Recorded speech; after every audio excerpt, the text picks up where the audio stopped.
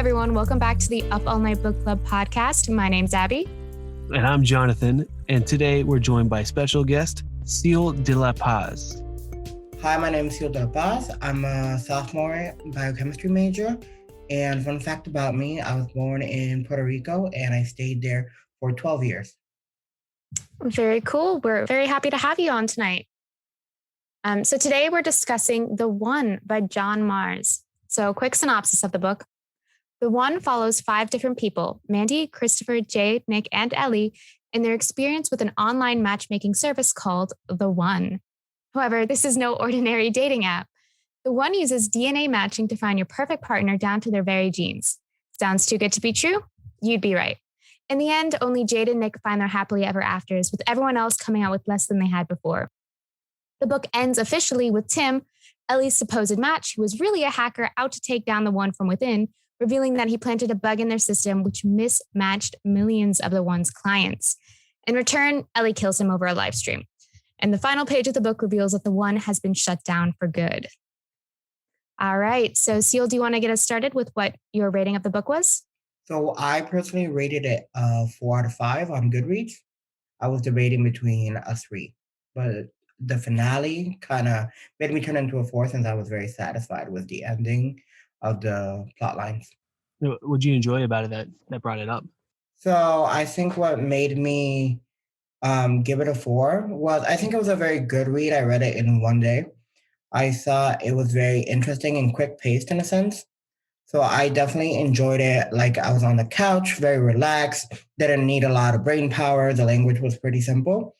I really liked the characters like Christopher and Amy. I think what I loved the most at the end was the irony of Christopher and Amy and how their relationship turned out. When Amy actually killed Christopher, I thought that was very ironic and clever from the author. What about you guys? What do you think, Jonathan? Yeah, I also rated it 4 out of 5.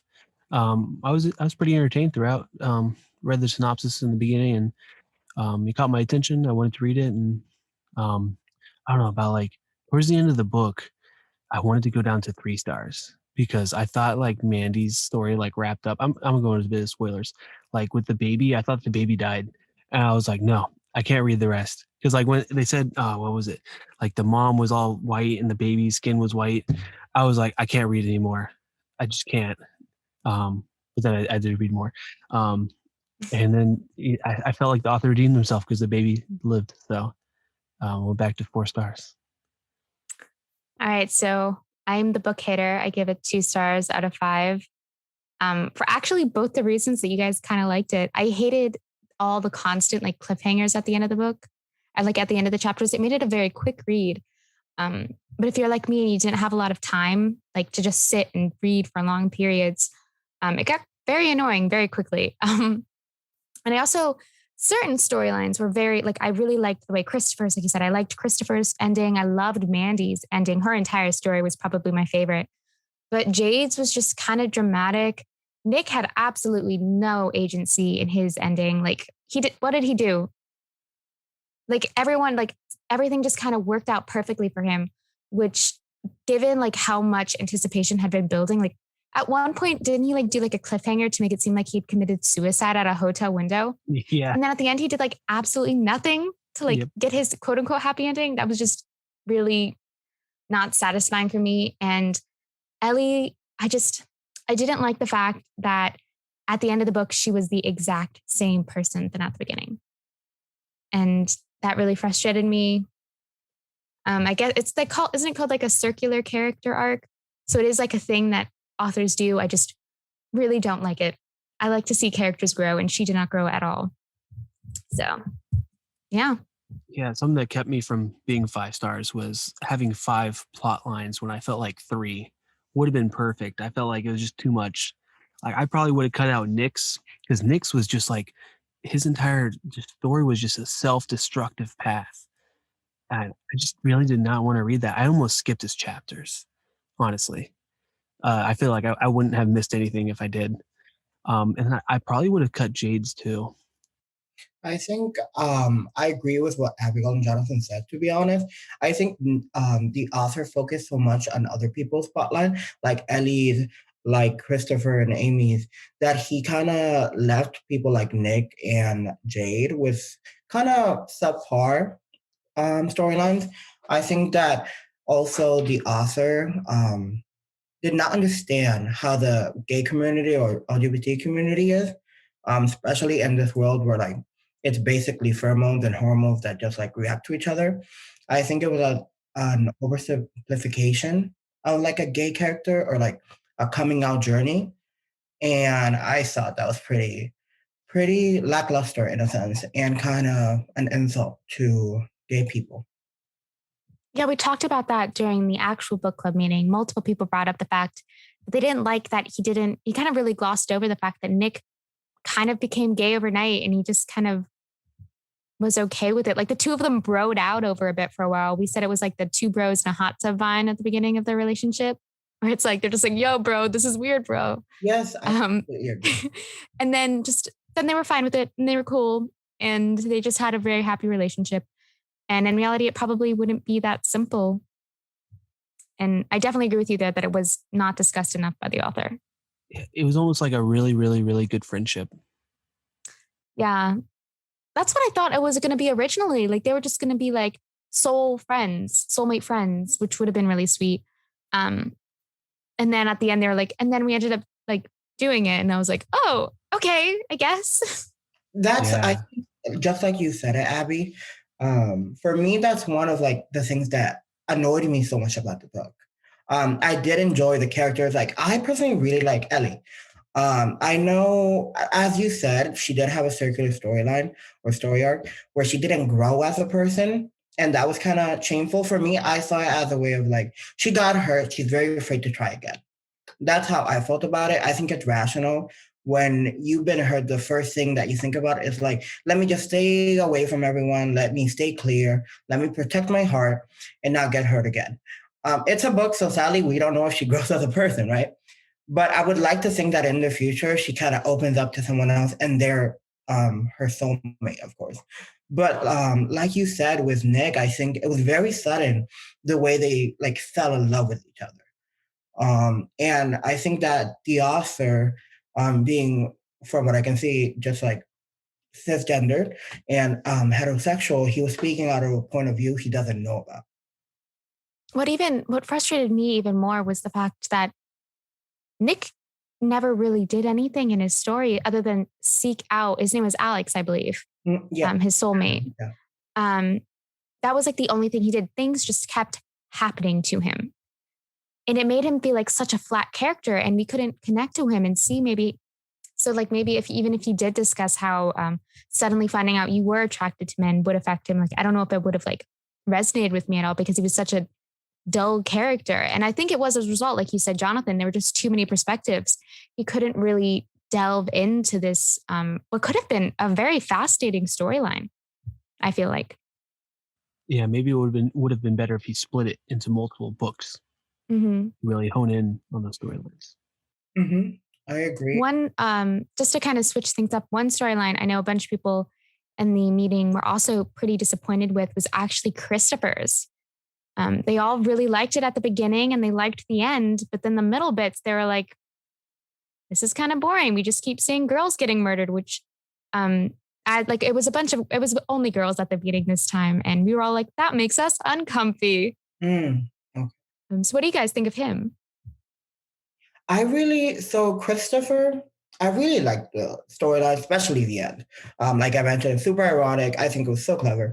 But you are right. A lot of his storyline was him just thinking in his head while killing someone. I definitely did not think, like I didn't consider how girls would feel. Because I didn't mind it, but because since it's I find him like two-dimensional. I don't think the author did a good job in making his characters like real people. So I was just like, oh, he's just thinking in his head while doing something he finds it menial. I understand why it was so detailed and gruesome in some parts because I think the book is classified as a thriller. So I think that the author added that like spooky component for some people. But I do agree. Just like Nick in his storyline never acted, all that we saw Christopher do was think and contemplate, oh, how does he feel? And he never was really good at showing it until the end where he's confessing to Amy how he feels.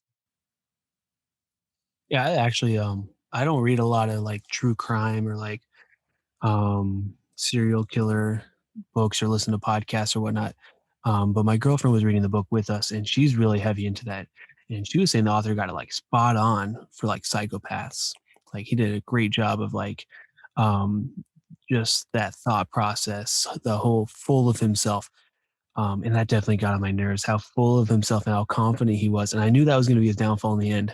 Like, probably like his third chapter, I was like, all right, he's going down just because he's going to like slip up because he's so confident that he's not going to mess up. Yeah. Yeah, he was arrogant, and in the end, that's how Amy found out. Mhm. Especially when he took her to the waitress that he was gonna kill. I was so surprised in that that he actually brought her face to face, and it's due to his arrogance because he was like, I can get away with this. And I was waiting till Amy found out she's a cop. She may be blinded by love, but she's not stupid. Yeah, like we did really enjoy Christopher's plotline because a bunch of the other girls in the meeting were really into true crime as well, Mhm. and they agreed that like he's him as like a psychopath or a sociopath um, was really like spot on and really good, but it was almost just stretched out a bit too much. Like you said, it was just him thinking a lot about killing girls Mhm. with with not much, and like yeah, he was arrogant about it, and that kind of gets dull and kind of weird at some points, and another big thing, I guess, like, okay, I really liked the ending. Like you said, Seal, it was like super ironic and like really clever how he became like the 30th victim. Mhm. But there's no DNA in tears, which is how they found him out. And I was like, I mean, I know I'm not a sciencey gal, but there's not DNA in tears, is there? Like, how would that work? I think there's proteins. I meant to look that up Yeah, because I had that same thought. I'm like, that doesn't add up. Yeah, that was a huge oversight, I think, by the author. I was like, hello. for me personally, what I did to like calm myself, because I also noticed that in my head, I was just like, let's just pretend that like the tear fell down his cheek, and like there were specks of like his skin there, and like that's how they got it. But This is also is like a world where DNA apparently can make your soulmate. So maybe there is DNA in tears. Let's think of it like that. I just That's a good way. found that the setting and the plot line of the whole DNA thing was a little bit like contradicting. Like I started the book and I thought it was gonna be like 2000, like 3000, like year 3000. And I was so surprised Into that the it was year the 3000. computer and everything. Sorry. Yeah, the computer and everything was the same technology we have now, but like suddenly we find like soulmates. And yes, we can do gene therapy and CRISPR and all that now.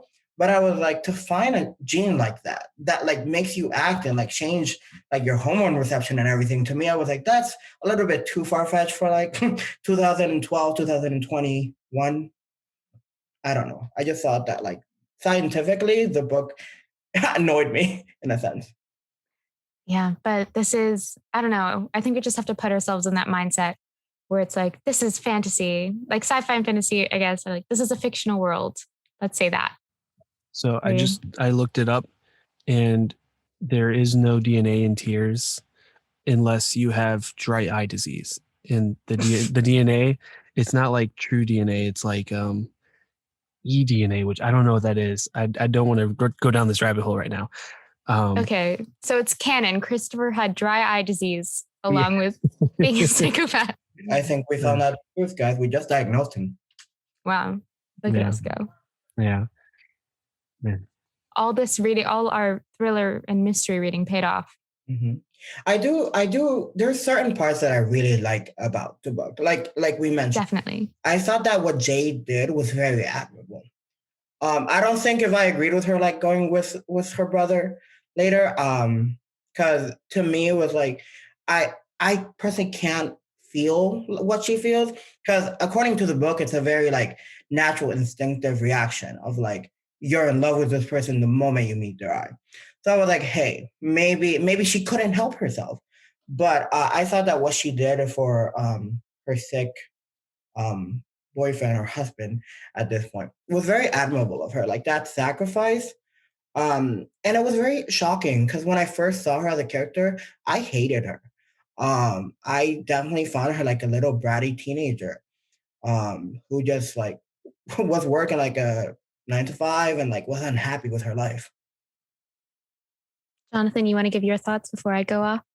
Yeah, I think it was really, really awkward that the mom saw Jade walk out with, was his name Mark, was it? Mark? Yeah, I was about to say Kyle. Yeah, Mark. Man, that was just such an awkward moment. Yes. I think I put my book down and was like, okay, I'm done reading for tonight. It was definitely, and how the author described it too. Like the mom was like looking straight at her face, like, hey, you just did that. So uncomfortable. And how fast she just turned around and was like, yeah, it's okay. I want you to do it.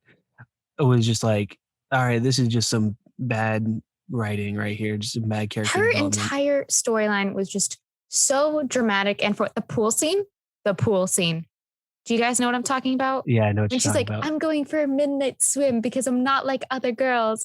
And then he like dives in the pool with her and was just like, I need to see what I'm missing out on. I like laughed through that entire scene. That's like got to be one of like the author's fantasies or something. That's what I was thinking, Jonathan. I completely agree. It was like one of those things that like you see, like it's something you would see in a very dramatic movies. Like A CW show. Yeah, it just happens magically. And it's like the time of her life. And I was just like, that's so unrealistic that that little thing causes all that. Like they've been avoiding each other and like holding on for that long, and she's just like, I'm gonna pull. And it just magically happens.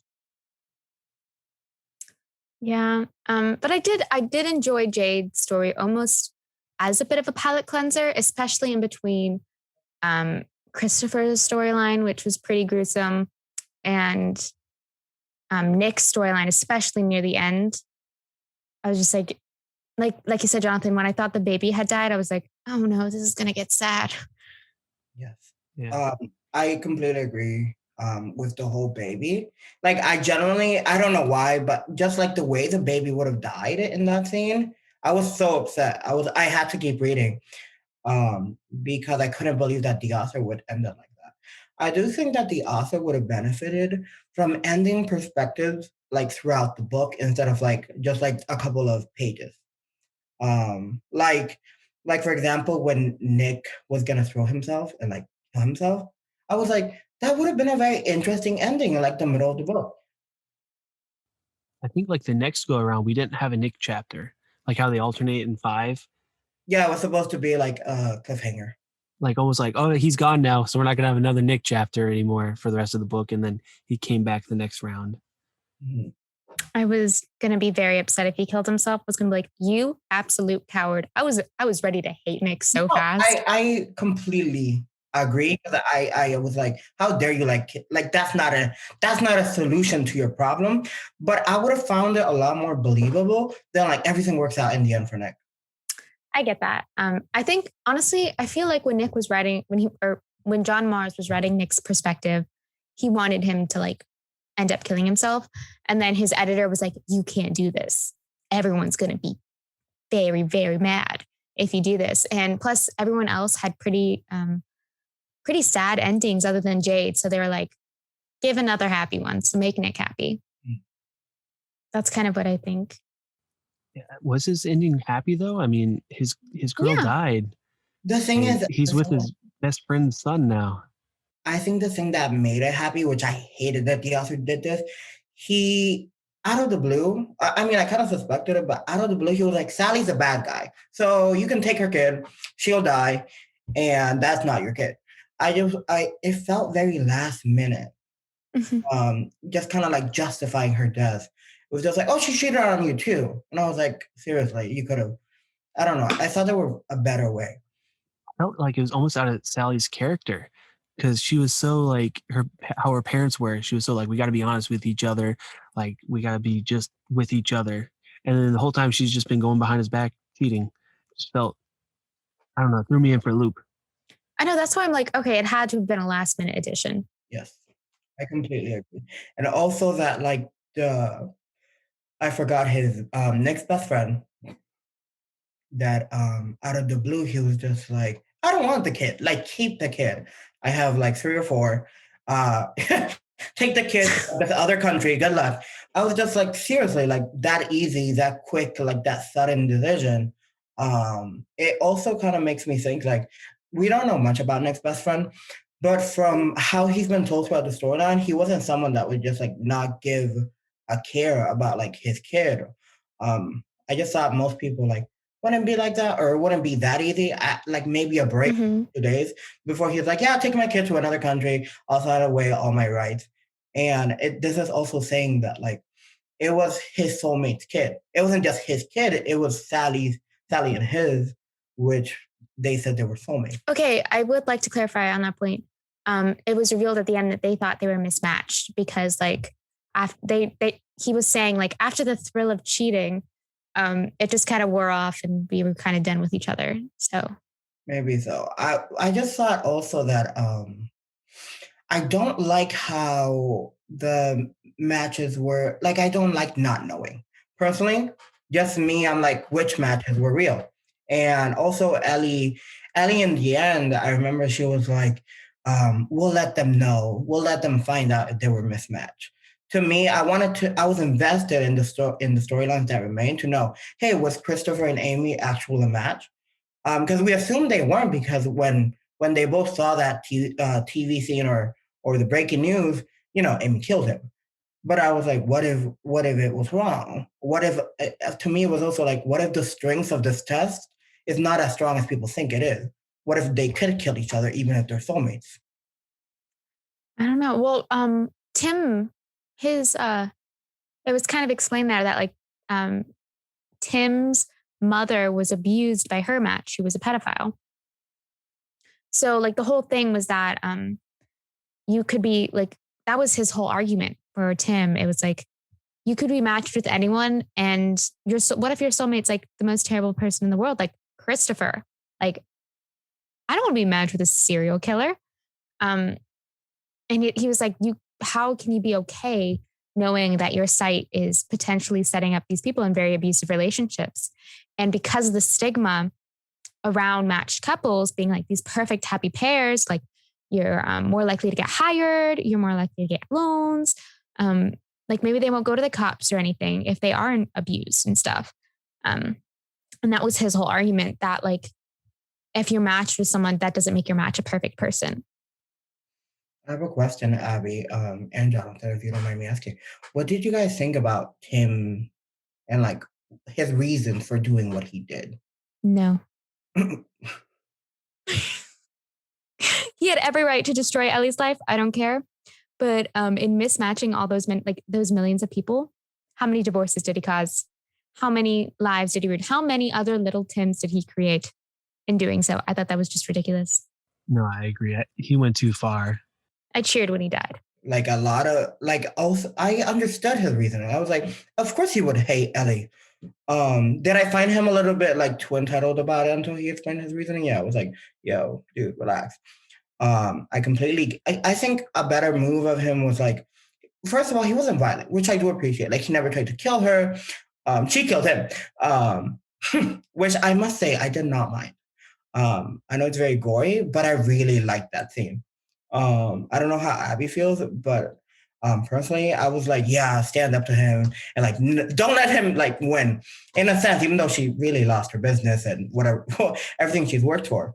But I think that he should have worked towards like taking her out of her seat and like reducing the popularity of the match program. But he shouldn't have mismatched so many people and hurt so many people just because he was hurt. Yeah. I know. I definitely agreed with his reasonings. A question I want to ask both of you guys. Well, we can put we can put a pin in this and ask it at the end, but like whether or not you would get matched given the risks. And I definitely agreed with Tim that it was just like it was quite honestly a terrible program that created just a not great environment for so many people. Like I think of Mandy. She was so caught up in this idea that if I'm going to have a kid, it has to be with my match. She thought she was doomed to unhappiness because her match was dead. And that's why she was so easily manipulated by the mother and daughter, not really daughter, I guess, because the whole kidnapping thing that was very interesting, but very complicated. So yeah, we'll answer that later. Let's shift to Mandy's storyline. That kind of leads over there. I did not see that plot twist coming with the Oh. Pat and Chloe being like crazy. I didn't see that coming. I genuinely did. Maybe it's because I watch a lot of like true crime, but I expected it because I found them too happy with Mandy, too welcoming. I was like, why are they so nice to this stranger? Because personally, if like my son would die, I wouldn't like randomly like give his eggs to this person I've known for a couple of months. I mean his sperm. I thought it was a little bit insane. So I never really trusted them. A part that did surprise me though was when we found out that Richard's mom had or like his mom with quotation marks was not his actual mom or his sister's. Like that part was like, whoa, didn't expect that. Yeah, see, I thought the connection between Mandy and like Pat and Chloe was because the DNA match. Maybe there was a little bit of chemistry with the family because they share that DNA. Well, not really, but at that point in the book, we thought they shared the same DNA. So I thought there was a little bit of a connection between them. But no, they're just master manipulators. Makes you think you don't really know somebody, do you? I never considered that, Jonathan. That could have been a great theory. To me, I just like since I just found it like so weird and crazy how because I've experienced loss from like my grandparents recently and everything. And even then, like I wouldn't do something like that insane. I know loss can make you do crazy things. But what they did was not even like the whole, try to steal someone's baby. But even when we thought they were good and they were like giving this girl a chance to like have the baby, I was still like, that's insane. Like for crazy people, in my opinion. I don't. The whole thing with me is that we're gonna talk about this later, how you said, but it really simplifies, in my opinion, the book that love is just physical. And I can agree with that view. Yeah. I definitely agree with that. But I do want to kind of jump off like you guys, like you thought, like the whole, why would you give just this random girl you've only known a couple months, like literally your grandchild? Like you thought that was so insane. Mm-hmm.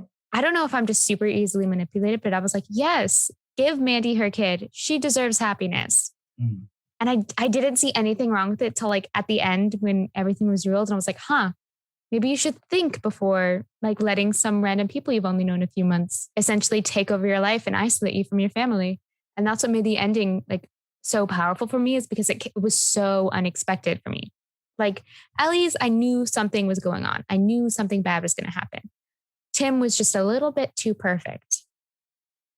And I mean, we all knew Christopher was doomed from the start from his ego, but Mandy's like just caught me by surprise so much how wrong it went and how quickly. So yeah, I know Mandy's was definitely my favorite storyline out of the entire book. I think it was a really good storyline. For I think a very clear part for most readers that something was wrong was the sisters. I don't think they explained their reasoning too well. Like that's why they had such a big argument. But while reading their fight with Mandy, I was like, they're right. It's insane, especially when you hear about it. Like, if I don't know if you guys have any siblings, but imagine like they suddenly know, like, yeah, I'm gonna take the sperm of my soulmate and have babies by myself with his mom and his daughter. Like to me, if I was a sibling, I'd be like, "You're insane! What are you doing with your life?" You know? Yeah. See, I got the timelines all mixed up. I didn't realize it was only a couple months. I thought she had been with him for much longer. And that's kind of the issue of having like 5 storylines, trying to keep track of all the time. Because I think the time lapse was different with each story. Or maybe I just wasn't paying that much attention. I don't know. It's like you said, there was just so much going on. And I feel like this was the kind of book you were meant to pick up at the airport, sit on the plane, and read it your entire flight. That's what, or like pick this up, go to the beach, read it for the day. I feel like that was what this book was meant to be. Mm-hmm. It was not the kind of book to read at the beginning of a very stressful school semester and read like 30 minutes every day. I think or like read it just whenever you're able to pick it up. It made it very complicated and some of the storylines pretty unsatisfying. But I think it was just like, because I think I was a little confused on the timelines as well until the very end when it was revealed that like everyone kind of saw the news broadcast that people had been mismatched all at the same time. So I think they took place over the same like couple of months span, but it did seem like so much longer because the relationships were progressing so quickly because of the faith people had on the match system. Yeah. So I actually thought once we found out Richard was dead that Mandy was going to get rematched, because it kind of brought the questions of like, do you only have one soulmate for your entire life, or is it possible with like the 7 point whatever billion people in the world that there could be another person for you? But then obviously we didn't go that route, but I thought that would have been really interesting to see. And then another problem I had with Mandy's storyline is the hospital would not have let that happen. Oh, like no. the baby being taken, like security is too tight for that. So that was the issue I had. That was definitely plot armor right there. That was just a whole like not plot armor, plot point, whatever plot hole. Plot hole. Yeah, there we go. Jonathan, Man. you're so right. I've been in a lot of hospitals. They have like sensors and stuff. Yeah. Like on the baby's ankles. Oh yeah. Yeah, the parents have one too. I was like, how did that happen? Like, what kind of hospital would let someone steal a baby? Absolutely terrible one. They should all lose their jobs. In my mind, the reason why it didn't happen is because the hospital had faith in the happiness of the matched couples, not to go around stealing children. That was just how my mind kind of like worked it out, because the society, like if there's one thing we've learned and from this book is that like, people put all their faith in the one in this matching service, which was why it was so devastating to the company when so many people were mismatched, because it was such a pillar of the society for it to even have like a little crack. It like collapsed all of it. And they were just like, we can't trust it at all. We have to go back to normal.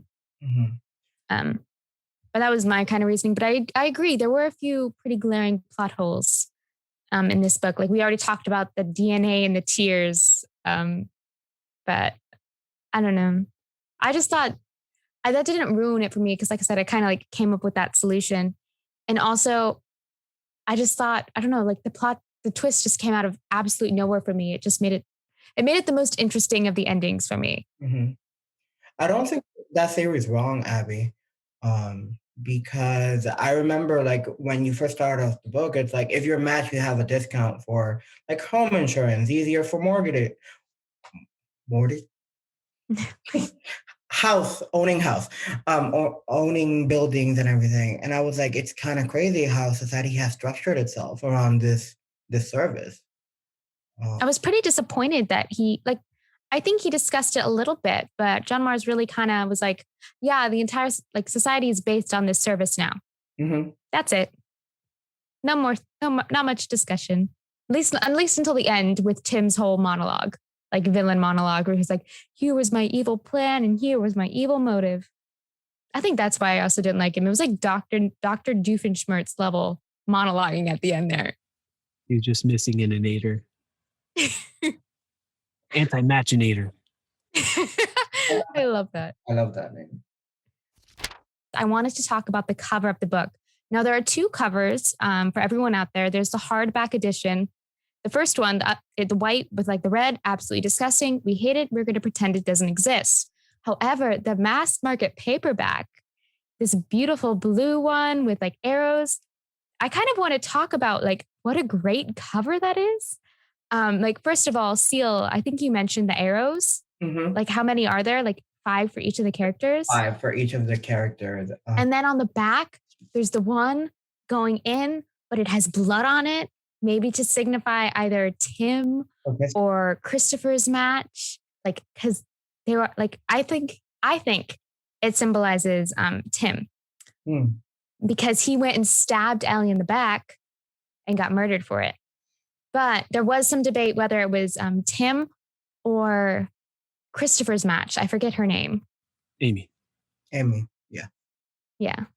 Because she ended up killing him and betraying him. So I'm gonna I say don't know. it's Christopher personally because we never got. I think at the last couple of chapters, we finally got like Amy's point of view.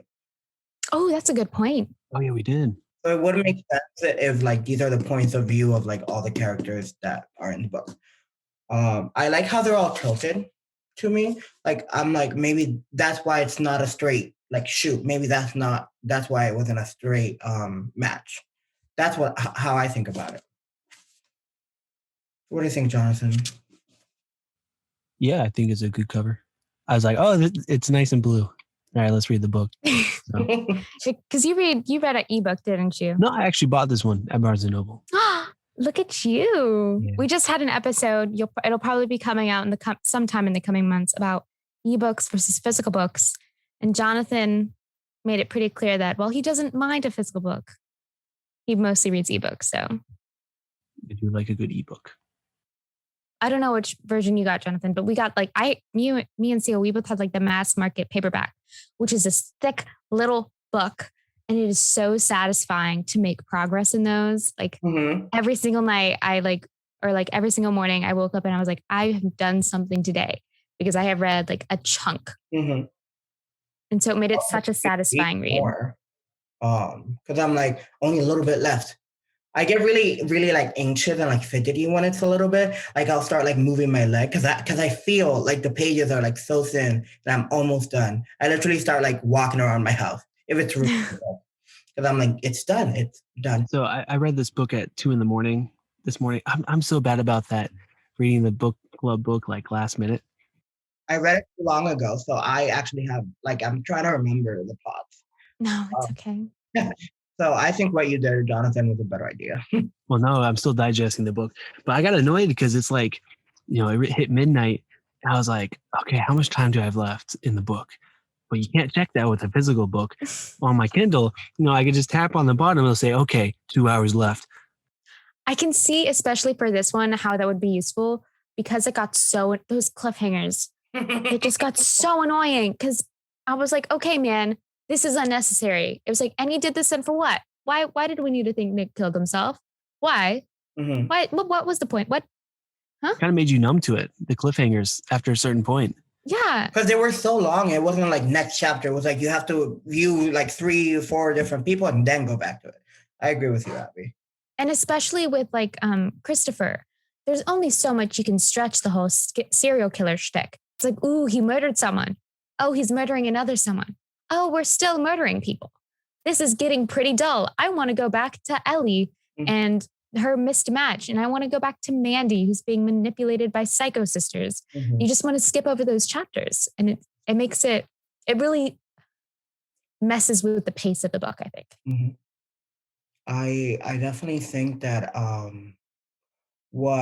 it annoyed me a little bit too, because if you were really like in like, for example, loving the Mandy or like the Ellie thing, you would just have to wait so long. It just made me want to skip to like the other chapter of the same viewpoint. So we all like took our favorite quotes down. So let's do that. I actually wasn't thinking about quotes when I was reading this book, but there was one that like made me laugh and I just had to stop and highlight it. Well, I took a picture of the book and then highlighted the picture because I don't like writing on books. But anyway, you can listen to that in the ebook episode. My quote is from Nick's chapters on page 44. It's like John Lennon said, all you need is love. Yes, but he also said, I am the walrus. So let's not hold too much credence to his pearls of wisdom. I will agree. This, I don't want to say it's a bad book because as much as we've been trashing it, it's a fine book. It was a good read. It distracted me from my life for a good while, which is all you can really ask. But one quote I thought was very sweet from this book was, sometimes the grass is not always greener on the other side, and we should stay in the field where we belong. And sometimes we just need to take a gamble and hope for the best. I really like that quote. I completely forgot about it. John Mars wrote, maybe when you took it back to the basics, that's what love really was, just being there for someone when the sun rises and sets. I thought that was very sweet. And it was said by Jade, which knowing her storyline makes sense. Yeah, that was a very sweet scene because I remember when that was in the book. It was when oh goodness, I've forgotten his name. Kevin? Yeah, Kevin. Um, he was really starting to take a really bad turn, and they were just sitting there watching the sunrise or the sunset, and it was just a really sweet moment because it really just showed how much she cared for him, even if she knew at that point deep down that he wasn't her match. She still loved him.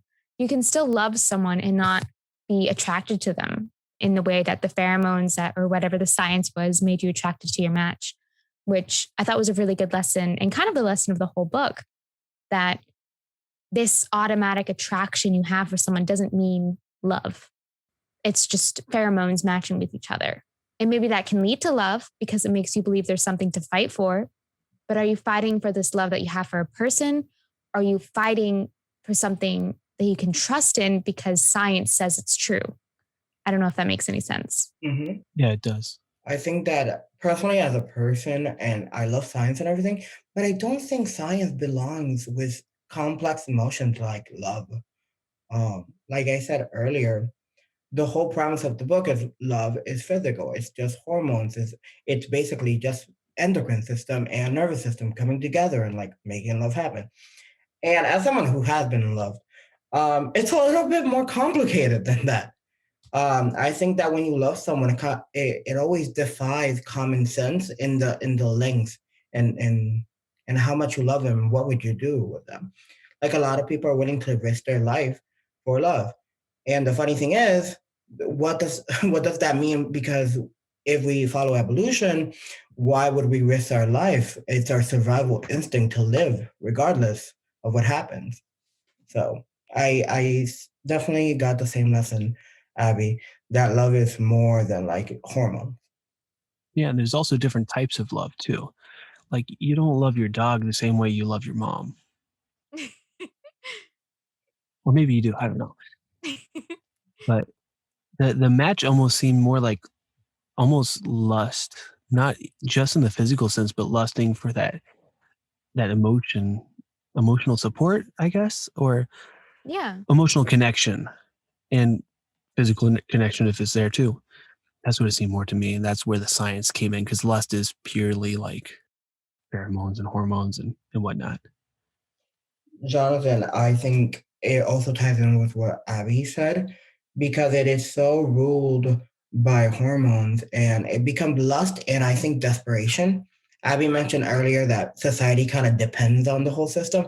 And I think that's why a lot of people are so desperate to be like, yeah, that's my match. I'll just go with it. Like, even when they're physically abused, like Tim's mother. No, I don't think a sane person would stay in a relationship that well it does happen actually, but we're not getting into that. But I think that most people can only uphold it for such a long time, but when society is telling you stay with that person, they're better for you, and as we can see the whole society is like that. If you're matched, you're your soulmate, you don't have anyone else to go to. A lot of people are like, yeah, I'll stay with this person regardless of what they do, even if they had a very strong personality. They're just going to stay with them because society's like, hey, don't worry about your mortgage payments. You're going to be fine. Who was it? Mandy's sister. I forget her name. But it was revealed at the end that she wasn't actually matched to her husband like Mandy had thought. They had just made it up because society expected them to be matched because they were in love and they were happy. And she was like, the only way people would stop questioning us and constantly making us doubt our relationship is if we said we'd taken this arbitrary test and been matched. But in reality, we just love each other. We're two people and we don't need science to tell us otherwise, which I thought that was a really beautiful moment. It was something Mandy needed to hear because I think out of all the characters, Mandy had put the most trust in the system. Mm-hmm. Yeah. She just wanted to be happy. She just wanted a kid. Yeah. She was desperate for love and a purpose, we could even say, because her job was not giving her the satisfaction that she needed. And she kind of relied on it as like her last ditch effort. And when we saw Mandy's sister admit that, I was very happy because like it's the test does not have to be right all the time, which is why I wasn't that upset when like they decided that the whole test should be out of use anymore, because I don't think it was right of the scientific community to do that. And I also think that, like, as Jonathan brought up earlier, you can have multiple soulmates. Yeah. I believe that. And I don't think there's one person for everybody, because there's 7 billion people, and that's an uneven number. And I would like to think we have a soulmate somewhere, or multiple. So, All right. So here's a pretty deep question, but I feel like it's pretty important to the conversation. Siul, you kind of already answered this, but what about you, Jonathan? Do you believe in soulmates? So I had an ex that constantly told me we were soulmates. So that really put me off that concept, especially, I don't want to go into details on the podcast. We'll leave it at that. You don't believe in soulmates, so let's leave it at that. I know I'm a bit of a romantic. I like to believe that true love exists out there, but this idea that there's only one person for you is honestly quite sad, I think. mm-hmm. Like, I don't want to believe if there's just one person, how am I supposed to find them? But if they die, then you're alone for the rest of your life. I know, like what with Mandy? Yeah. She could have found happiness if she looked for it. And hopefully now that the whole matching system is gone, mm-hmm. In my little head, she's gone off and she has her kid and she has a gorgeous partner and they're happy living their lives far away from the creepy psycho sisters, or mother and daughter. Or I guess the mother's dead. Didn't she die? She overdosed and she killed herself and tried to kill the baby. They pumped her stomach, like, right there on the spot. I think she was taken to a mental hospital. Either way, she's gone. And in my head, Mandy went out and found a new partner. So I guess we're all in agreement that this idea of one person being out there and being your soulmate can't relate or doesn't or shouldn't hopefully exist. Yeah, and Mandy's storyline also kind of talked about this deeper, just kind of off on a tangent, but like love transcends time. Because Richard, while he wasn't there, she felt like he was there and she loved him just being in the presence of his stuff. And I think if you're really interested in that, the movie Interstellar does a great job. As much as we keep trashing this book, I feel so bad. And I think the reason we're being so critical of it, despite us all agreeing that we were entertained, is it's kind of just an okay book compared to all the other great books we read just the second semester. Like, this followed Evelyn Hugo. Yes, that is completely true. And which is sad, because I feel like if I had read this maybe like during Christmas, I would have been like, this is fun. I love it. But now I'm like, my head's still like, but Evelyn Hugo. True, that kind of like, I don't read really romance books, so that kind of set the bar for like what a romance book should be. So seeing the romance in this book was just kind of almost disappointing after reading Evelyn Hugo. Yes, I think that also the one kind of started off really, really good. I think, like, when Christopher was shown, I really liked it. I was like, that is such an interesting concept. His soulmate is a cop. I was so excited. I did not expect him to like kill someone every single scene. I also didn't like that, Abby, because I just thought it was gonna be like, well, he's a serial killer, but you don't need to know about his actions, right? We were wrong. I was wrong. There was a lot of killings that weren't even necessary. I kind of wanted also the author to connect some of the storylines. I don't like how they just like, it was just a very different perspective, but they never met. Only Ellie's storyline kind of connected all of them. Yes, that was a big gripe for me, is that there was 5 storylines that we had to keep track of, but they did not intersect, obviously excluding Ellie's like company. But and we like kind of I think it was maybe Mandy's storyline where they were talking about like, oh, I shouldn't walk home alone because there's a serial killer on the loose. Yeah. And that was like the loosest connection. And I kept hoping like, oh my gosh, is maybe Mandy going to be one of the people killed? I thought about it too, and I was like, that would have been so creative that like she's the one that he tries to kill last, and like, you know, he gets found out, but no, sadly. That would have been crazy. I just wish they had connected, like you both said, in some sort of way. I think the easiest connection to do that the author could have done was Christopher and Mandy. Like, it was already canon that like they're in the same city. So it would have been like, you know, even as a chance encounter, he could have described it or described to her or something like that, but they never did. It would have been interesting if he like followed her for a while and then found out she has a baby and she's like, oh, I can't do that. Kind of like how he did with some of the other ladies, where he stopped following them. Like, what if he did that with Mandy? Or even if Christopher suddenly killed like Mandy's Richard's sister. Like I thought that would have been like a great turnaround because it would like, oh, they were gonna steal the baby and boom, Christopher kills the sister. That would have been like so creative, and I think it would have surprised all of us. So I'm just sad that the author didn't do that. All right, so here's the final question, I think. Would you guys take the test? So I don't think I would. I think it's a very like interesting thing. Like I have done ancestry. I've done 23andMe because I was curious about my history, about my heritage. But deciding love based on like hormone connection, not for me. Like Jonathan said and Abby and we all talked about, love is more than hormones, and there's different types of love. I also think it's kind of stupid in a sense, or ignorant, or maybe careless to like just suddenly say, "Oh, okay, this person is going to be my love." I don't even have to get to know them. Like Amy told Christopher when they first met, it's like, "I'm your soulmate. We don't have to do the whole getting to know each other part. Let's just go have sex." And I was like, to me, that logic is just like it's so boring and impersonal. I am a person who I love getting to know people. I love being social.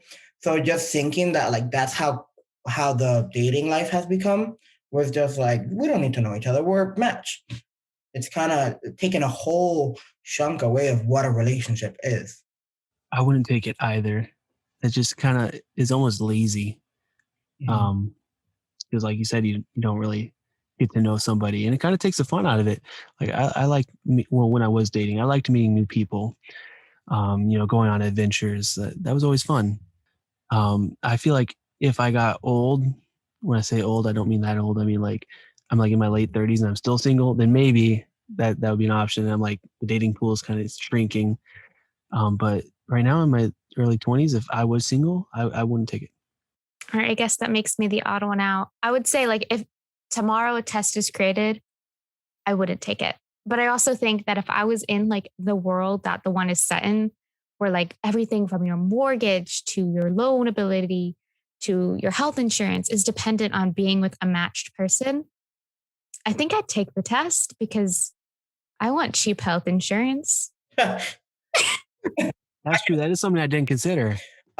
Abby, do you think that you would take it after the whole incident with Ellie? Because like it was abolished, of course, but like the system went back to normal. Like the mismatch happened, and before it was abolished, you wouldn't have taken it. No, because the faith in the system's lost. Mm. There was a crack, like they were a monopoly when the one was a monopoly. And The one monopoly. oh, wow, you're right. That's a connection. Okay. They were the one company. And because they were the only one, if there was one flaw in their system, there's no backup. Mm-hmm. If they fall, everything falls. So honestly, like I don't even know if Tim hacked the system. He may not have. Mm-hmm. He may have just said it that he hacked the system. And that alone was enough to lose faith in everything. Mm-hmm. And like I said, I'd only be doing it for the health insurance. So once that was...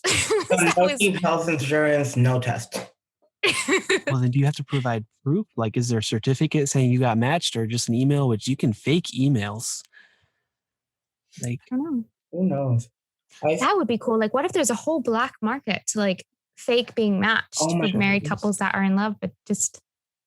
I mean, we saw plenty of couples like lie about it, like Mandy's sister, Nick's friends, Deepak and Sumitra was her name. They weren't matched. Mm-hmm. And I think they claimed they were until Nick went off on them. They did. Yeah. Remember, yeah, because he blew up on them and was like, "You aren't matched. You don't know what it's like." Yeah. And surprisingly, he got matched with his wife. Did they ever get married? Like fully married? Who? Sally? No, they didn't get married. No, it was just because I know they were like they were engaged. Yeah. Engaged, yeah. Also, we didn't talk too much about this, So what do you guys think? I know Abby didn't like Ellie. At No, least like I liked Ellie. I loved Ellie, her circular which is what arc. made it so frustrating when Mhm. absolutely no character growth was given to her. She Mhm. was such a dynamic and powerful woman with all these different complex traits where she had like she struggled to have a relationship with her family because she felt distanced by all this money and all this power. And then Tim opened up all these doors and she was like, wow, maybe I don't have to be a terrible person to be powerful and be respected. I was like, yes, thank you. We need compassionate women in literature who are powerful. And then the ending was just like, now I'm back to being a terrible person Yes. because of a man. If I remember correctly, I'm gonna need Jonathan or Abby's help in this. Did she contact her family after? Nope. I think she was like reject their calls or something. And for me, that was like they didn't do anything wrong. Like, why are you at them? And I hated how she blamed everyone else but herself. I remember she was like, they're complicit because they allowed him to get close to me. And I'm like, you fell in love and your family accepted whoever you brought. Like, it makes sense to me. Why would she be angry at them? They didn't do anything wrong. Yeah, she like cut them off because I guess she thought they were accomplices to Tim, but it doesn't make sense because when Tim said he asked her dad about getting married, but then she asked her family, the dad was like, no, he didn't ask. So he could have lied. Yeah, I think her family was just so happy to have her back that they just accepted whoever she brought without like questions because they're just happy to have their daughter, their sister, their niece back. Even though she gave them all this money, she still stopped talking to them. And I think that really hurts the family. Yeah, and Tim was like a master manipulator too. So I can't really blame the family for not, realizing that he's not who he says he is, putting on that front. If even her security team didn't even notice it at first. Mm-hmm. Obviously, he was good at what he did. What do you guys think about the random moment where like Ellie got I think it was red paint thrown at her? I thought that was a really clever moment Mm-hmm. in hindsight. Because when she revealed her identity to Tim and was like, yeah, I really don't, I think she compared it to like gun control where she's like, the guns don't kill people, people kill people. And she was like, my matches don't destroy family, people destroy their families. And they just use my match program as an excuse. And you can just like, after finding out who Tim is, I thought that was such a good moment because he is seething as he says that.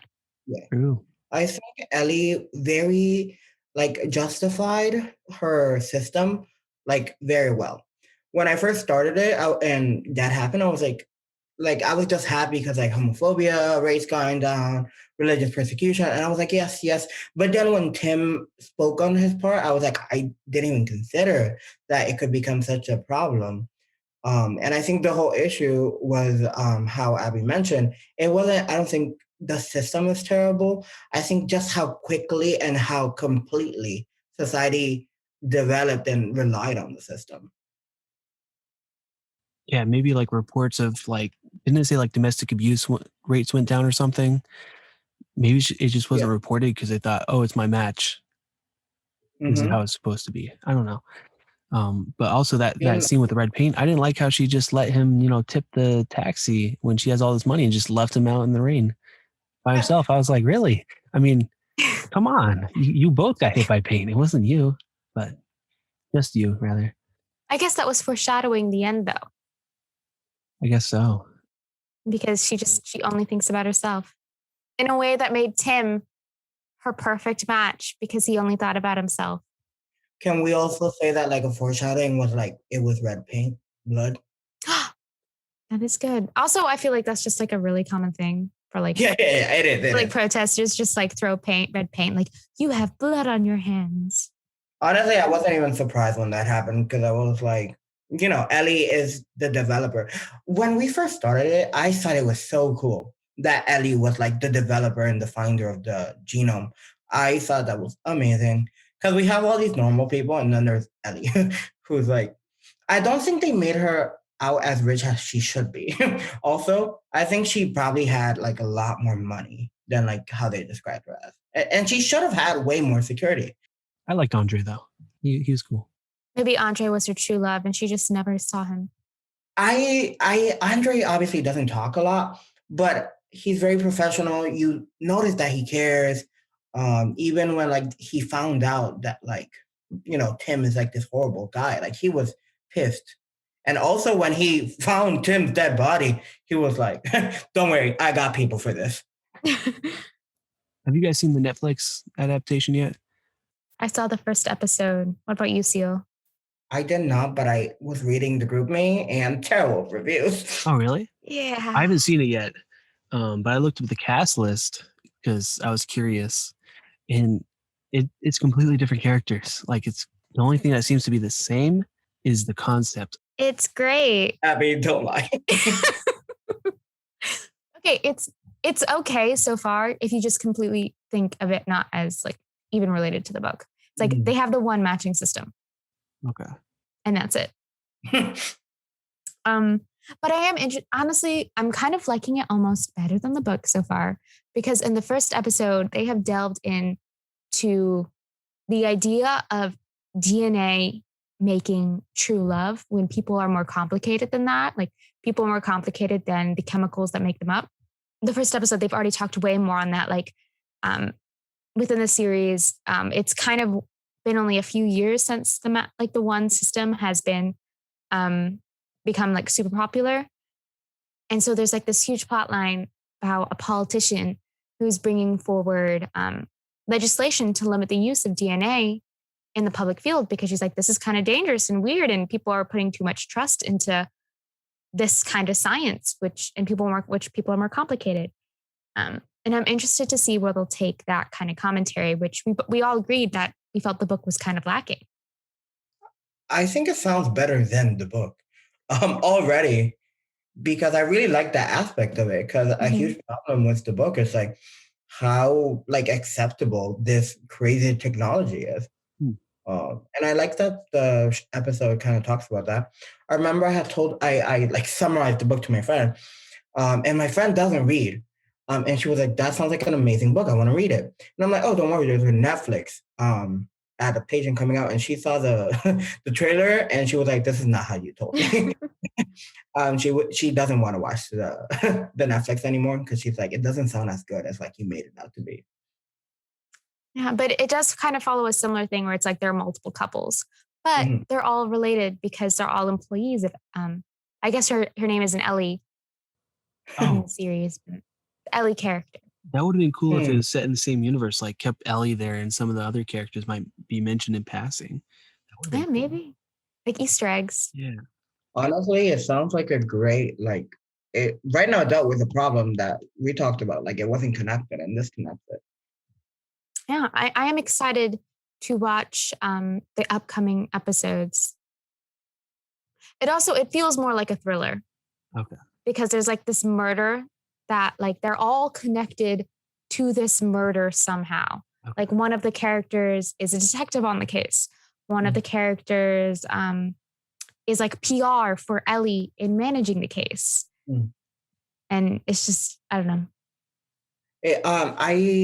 I think I'll see it after this, because I don't think the one felt like a thriller. To me, it didn't.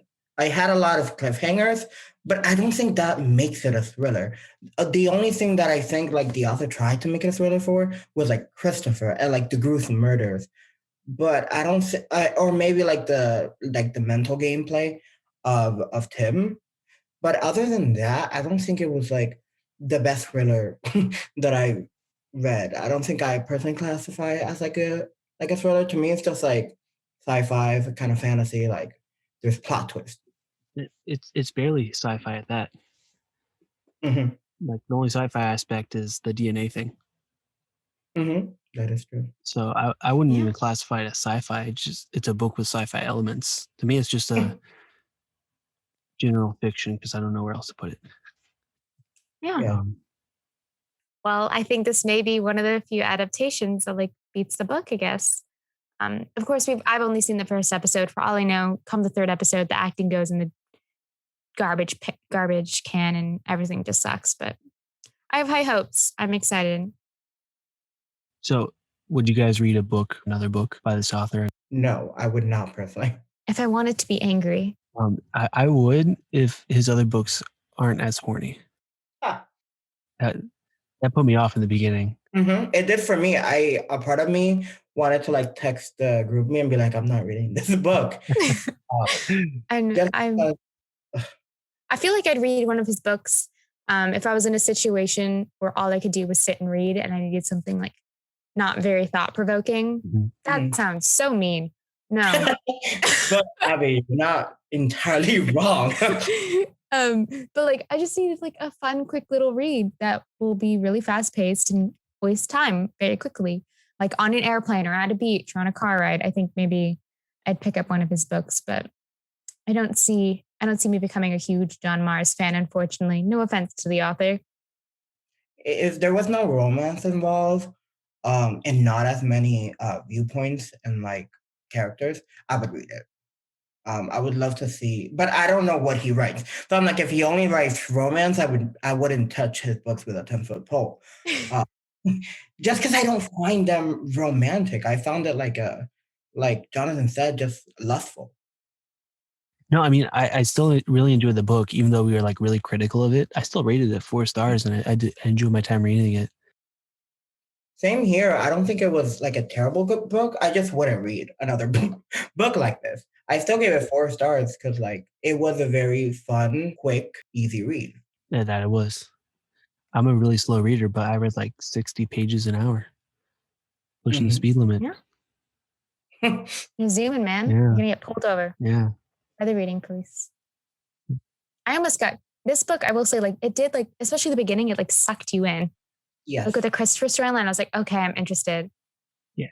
And I don't know. It was very good escapism. All right, that's all we have for today's episode. Had a great time talking to you guys as usual. Thanks for joining us today, Siul. I really enjoyed talking to you guys about the book. Now I'm going to put it in my bookshelf and never read it again. Okay.